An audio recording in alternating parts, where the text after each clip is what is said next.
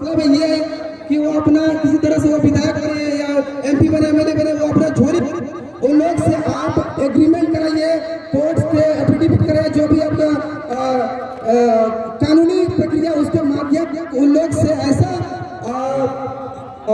Signature किए, ऐसा उससे ये राय लीजिए कि वो अपना 20% रखे, 25% रखे, अपना बाकी सब वोट जनता पे निछावर करे। वैसा आप आने वाले समय में कदम उठाइए ताकि आप जनता विश्वास करे, क्योंकि हमसे बहुत से नेता हमारे देख लीजिए आंसू हमेशा अपना झोली भरने का काम किया। इससे अलावा जो भी वर्तमान में सरकार है वो कहने का आदिवासी सरकार है, वो भी अपना झोली भरने का काम कर रहे हैं। वो इसके अलावा कुछ नहीं, सिर्फ और सिर्फ अपना प्रॉफिट देख रहे हैं। ऐसा काम कीजिए, हम आप लोग से यही उम्मीद करके बैठे हुए। धन्यवाद। नेक्स्ट सीएम माता जिंदाबाद। बिल्कुल, आपके इस सवाल में झारखंड की आदि समस्याओं का समाधान है। और मेरा मानना है, हाल ही फिलहाल एक नक्सली का इंटरव्यू लिया जा रहा था, उन्होंने भी वही कहा कि झारखंड की आधी समस्या जमीन से रिलेटेड है। यदि राज्य सरकार या केंद्र सरकार जमीन संबंधित समस्याओं को सुलझा ले, जबरन जमीन अधिग्रहण की समस्या को सुलझा ले, जो बाहर राज्य के लोग यहाँ जबरन जमीन अतिक्रमण कर रहे हैं, बड़े बड़े बिल्डर हमारी जमीनों को एनसीओ के माध्यम से साठ-गांठ से बेच रहे हैं, अगर इस समस्या को समाधान किया जाए तो झारखंड की आधी समस्या समाप्त हो जाएगी। और यदि पॉलिटिक्स, जो हमारे पॉलिटिशियन है, यदि वो अपनी पैसों की जो निकासी है गलत तरीके से, अवैध तरीके से जो पैसों की निकासी है, अगर इसमें कंट्रोल कर लिया जाए, यदि वो गलत तरीके से पैसा कमाना बंद कर देंगे तो मुझे लगता है झारखंड की जो राजनीति है वो स्वच्छ हो जाएगी। उदाहरण के लिए अभी माननीय हेमंत सोरेन जी का ही उदाहरण लेते हैं।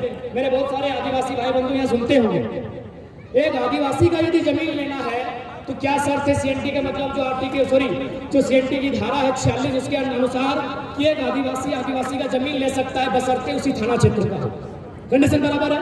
लेकिन माननीय मुख्यमंत्री जो है नेमरा के, जो रामगढ़ जिला में पड़ता है गोला प्रखंड में, उनका जमीन है रांची में, उनका जमीन है गोविंदपुर धनबाद में, उनका जमीन है दुमका में। बताइए, यदि अगर लालच नहीं होता, यदि मुख्यमंत्री लालची नहीं होते तो मुझे लगता है आज वो बेहतर नियम बना सकते हैं। तो इसलिए जब वो खुद सीएनटी का पालन कर रहे हैं तो बाकी अब आदिवासियों की सुरक्षा कैसे करेंगे? उसके बाद हमारे जितने भी पॉलिटिशियन है, अभी नाम लेने की आवश्यकता नहीं है, किसी का धोनी के साथ पार्टनरशिप है, किसी का न्यूक्लियस मॉल में पार्टनरशिप है, किसी का बिग बाजार में पार्टनरशिप है, किसी का एचईसी में पार्टनरशिप है, किसी का हिंडाल्को में।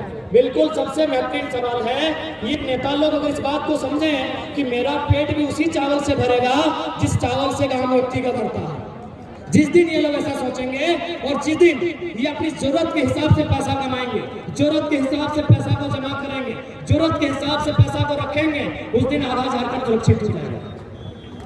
आपने जो बात कहा, बिल्कुल हमने भी बाकायदा सोचा है कि हमारे जो भी कैंडिडेट होंगे वो सीधा अपना कोर्ट एफिडेविट के साथ बाकायदा ये घोषणा पत्र जारी करेंगे कि अपनी जो भी उनका member of parliament, member of legislative assembly का जो मंथली भत्ता होगा उसमें वो 25 to 35, 40 तक ही रखेंगे।